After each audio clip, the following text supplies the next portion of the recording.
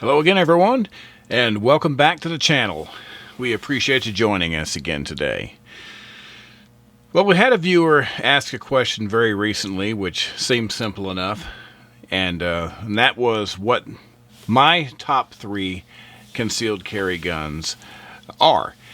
And I had to think about that for a minute because there's a lot of carry guns that I have and that I like and that I've tested, and so naming off just 3 wouldn't necessarily be easy.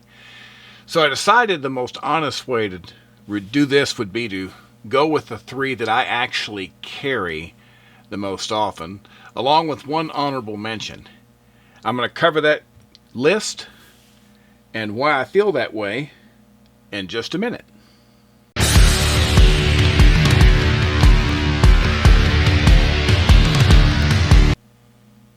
Okay, once again, welcome back. We sure appreciate you joining us today. And, if you've been watching our videos and you haven't had a chance to do so, or if this is your first time, if you could locate that subscribe button down there in the lower right-hand corner and give that a poke for us, and make sure you hit the bell icon. If you're on a mobile device, just scroll down below the video and you can subscribe that way. It helps us out a lot, and we do appreciate it. So once again, this video is a response to a question. Simple enough. Top 3 concealed carry firearms, my picks. Well, to do this honestly, like I say, I've got 3 that we're going to talk about. The 3 that I actually carry.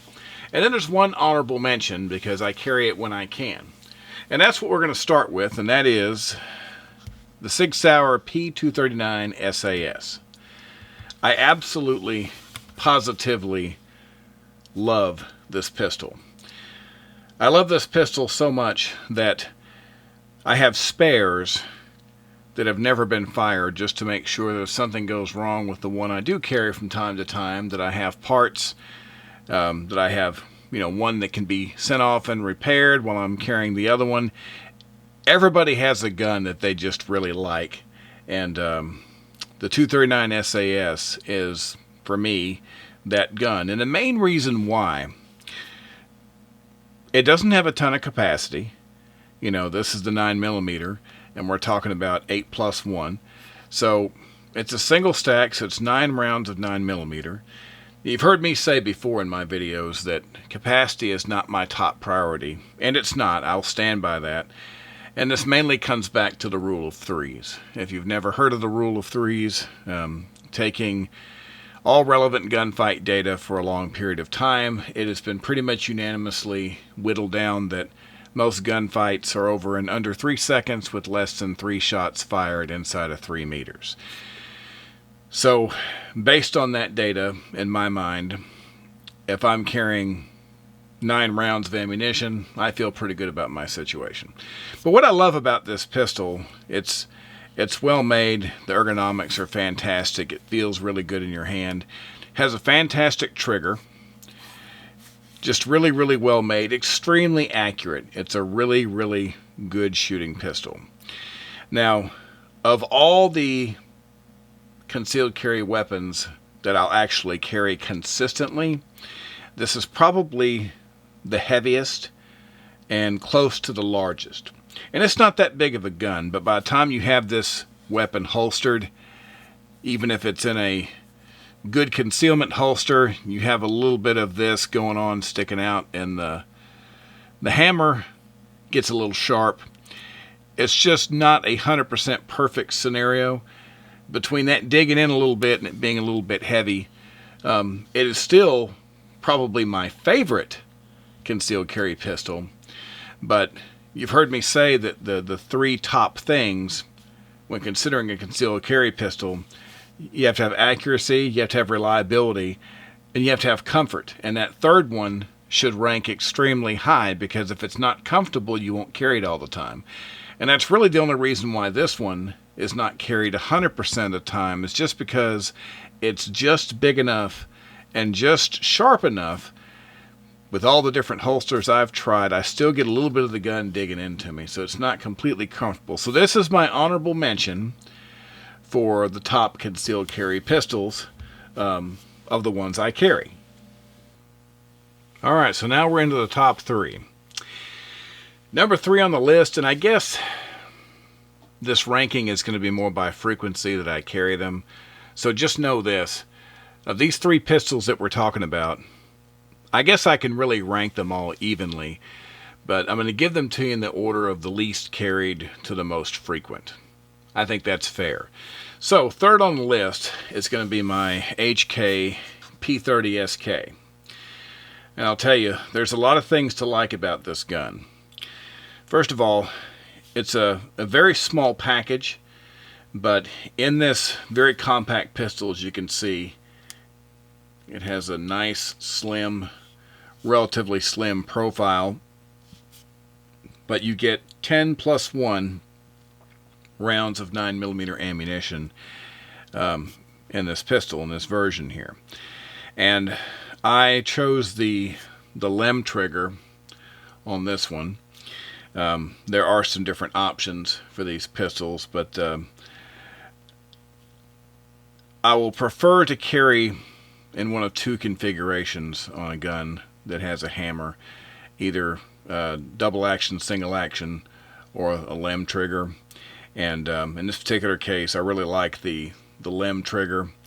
And for those of you that aren't familiar with it, the LEM is the law enforcement modification, and it's basically just a nice long. It's like a double action, but it doesn't have the same weight. It feels more like a single action as far as the amount of trigger pull that it takes, but you still have the travel, and takes a little getting used to. At least did for me. But after carrying it for a small amount of time, I really like the trigger on it. Now, the other things about it, I really like HK's trigger guards.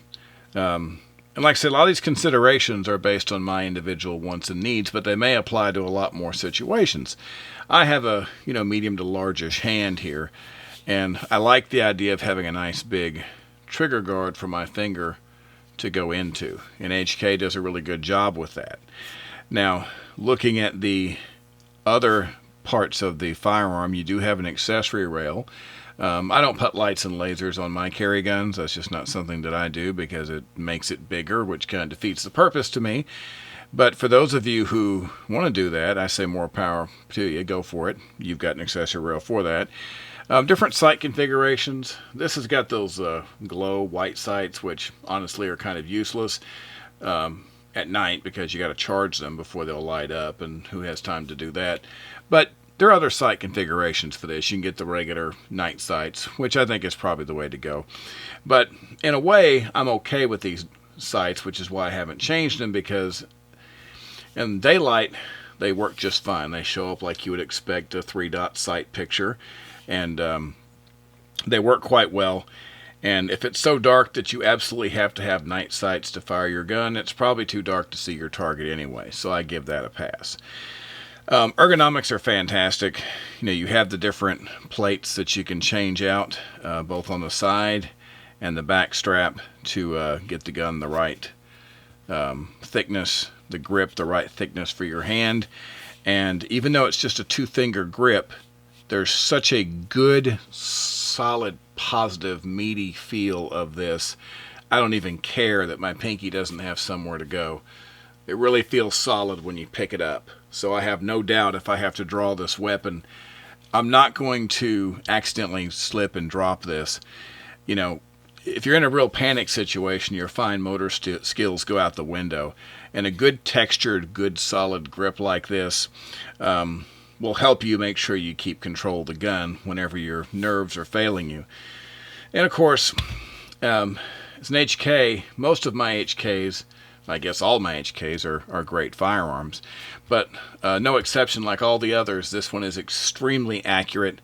I can shoot fantastic groups with this pistol with very little effort, and it's extremely reliable. I've never had any failures out of this pistol, and so all around, it's extremely good shooting. If I carry it in a sticky holster, which is my favorite configuration for something like this, you can take a firearm like this, and by the time you have this tucked in the waistband, you have just a small area. I was talking to you about the 239 and how it sort of dug into you because the hammer, well, of course, this one doesn't do that because the hammer is, not exposed as much. And so it's extremely comfortable. I can carry this gun in the waistband year-round, and it always feels really good. You don't really feel like it's the heavier weapon, although it is probably the heaviest of the top three. The P30 SK is a fantastic self-defense weapon and very much worthy of the top three. Number 2 on the list, no surprise to anyone here, but the Glock 43. Now there's a lot of options and variants to the 43 these days. You can get a lot more different kinds. You've got the 43, the 43X now, and of course you've got the the longer slide version, the 48. So you've got some choices inspired from this original weapon. But among all of those, the original 43 is still the smallest. Now, most people who are watching this, you're probably already familiar with Glocks, and you've probably had a chance to shoot them, and you probably have had a chance to get your hands on a Glock 43. But just to kind of reiterate why I think this is a great firearm, really with this one, it all comes down to 3 things. I talk about accuracy, reliability, and comfort. Glock has pretty much got the reliable. They've got that in the bag, I think. Of all the Glock pistols I've ever owned, I've absolutely never had any trouble with any of them. They're simple, they're made well, they go bang, and that's what you want out of a carry gun. Striker-fired pistol, of course, it has no external safeties, which is something that I like. This one, of course, has the Trijicon night sights on it, so it's ideal for various environments that you may run into. You've got a couple different kinds of magazines. Of course, they give you, the flat one if you really want to make it smaller. But for me, once again, my hand size, I need that extension mag to really make it fit perfect. And once I do, I still have a really small pistol with a really, really good fit. The 43 ends up being extremely comfortable handgun. And, the only real disadvantage, and once again, it's not necessarily a disadvantage to me, but one might say, well, I've only got 6 rounds plus 1 of 9mm. Well, that's true, but once again, we're going back to the rules of threes, and that would be, how many rounds do you really have to have? And it's different for everyone. Now, when I carry this particular gun, I found a holster that I really, really like for it anyway. DeSantis makes this little gun hide here, and you can put your 43 in there, and it also has a little spot in the front here for a spare magazine. So when I carry the 43, it's tucked in extremely close to the body, it's very comfortable and light, and I have an extra magazine. So instead of me having to rely on just 6 plus 1, well, I've got 12 plus 1. And if I really wanted to, I could throw another magazine somewhere else. I've got plenty of spares. But I'm happy with just the original. And there's times when I don't carry, if I use a different type of holster like a sticky, I'm just going with 6 plus 1. But either way, it's a very, very accurate, it's a very lightweight and reliable pistol. But it scores extremely high marks in the comfort department because it is so small and so slim. It has such an easy profile to carry on the body that this is easily worthy of that number 2 spot for my top carry guns. Okay, so here we are with my number 1 choice. Now, just as a caveat here, guys, I have other revolvers that are equally comfortable and light in the same caliber that are also good choices. But once again, I'm basing this on the ones I actually carry the most. I have a Ruger LCR that's, about the same size, but of course it's polymer and very light and 357, and also Smith & Wesson Bodyguard. So I've got others that I have carried, but there's a reason why this is the one that I end up carrying the most, and I'm going to tell you about it. This particular pistol, of course, this is the Kimber K6S. And of course it is the hammerless version. And I've had a lot of people who are revolver enthusiasts, that go back to carrying Smith J frames and Ruger, and they say, well, why this one? Kimber didn't exactly do anything new and special with this gun. Well, that may be true, but what they did is something I do like, and let me explain.